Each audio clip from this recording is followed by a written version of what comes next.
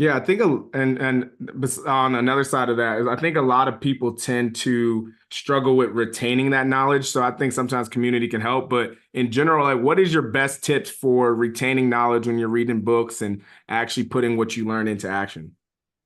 So I think one of the best tips is like after you read maybe like a chapter or a couple of chapters, try to write down a few lessons that you learned in your own words without looking like back in the book. Because the way like memory works is like the more you work it, then the more you'll like remember it. Because like if you just, if you listen to a book, an audiobook like passively, the information is just like going in and not much of it is sticking. But if you're like reading a physical book, and then maybe after a chapter you actually take time to like reflect on what you learned and you write down what you learn.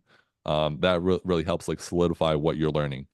So I think even if you have like an incredible memory, writing down is always better, because sometimes I'll go to a book that I read 3 or 4 years ago and I won't remember much, but if I see that I have notes in the book, then that's super helpful. So uh yeah, I would say that's like, if you can only do one tip, after a few chapters, try to write down what you learn, and that'll be super helpful for you.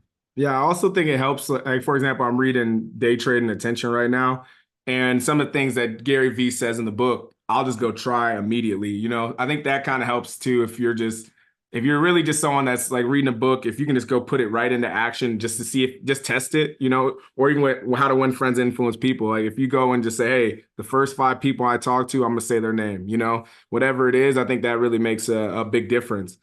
One thing I saw you talk about is the reading challenge on your Twitter and all that, and kind of your beliefs about that.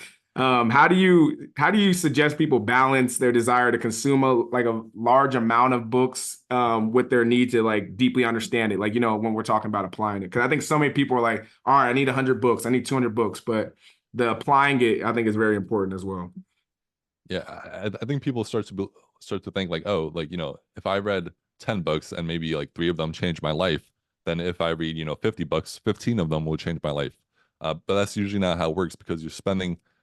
What happens is you spend all your time reading and you don't spend as much time like taking notes on what you're learning, or you don't spend as much time applying what you're learning. So if you think about it, if you just literally spent, if you read 2 books every week and read, let's say, 100 books this year, but that's all you did, you still be in the same position as you were a year ago. So although it feels like reading is productive, sometimes it ends up being like just a procrastination in disguise. So what I tried to do is also, um yeah, if there's like an amazing book, I'm gonna slow down. I'm gonna take notes on it. I'm gonna try to, actually like go and apply what I've learned. And then also I try to like reread a book every month or every 2 months. So that way, like if there was an amazing book, I'm going back to it and just trying to extract as much value from it as possible. Because if you think about it, just like with an amazing movie, like, The Departed or Inception, like you need to watch it at least 2 times to get all those tiny little details and clues to like understand it.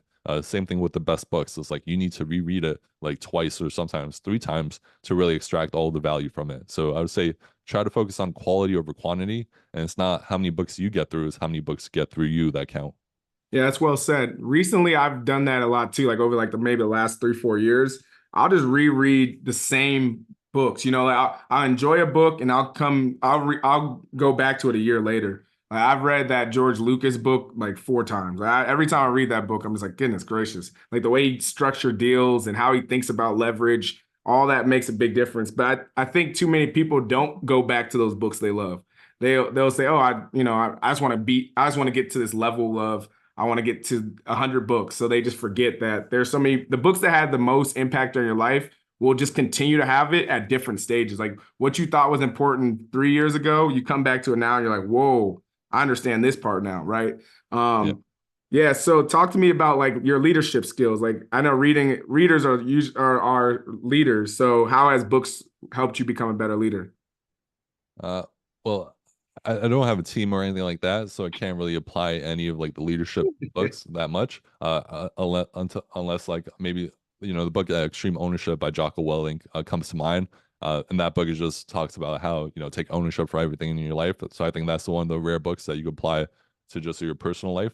Um, but I think that was one of the mistakes I made early on in life, where or early on as a reader, where I was like, all right, I want to be a CEO one day, so let me start reading all these management books. But the thing was, I was a marketing intern in college, so I couldn't apply any of like the management books because I didn't have any employees or anything like that. So it's like, although I was reading, which is like great, I was kind of reading the wrong books because I was reading for like a future date or like years ahead.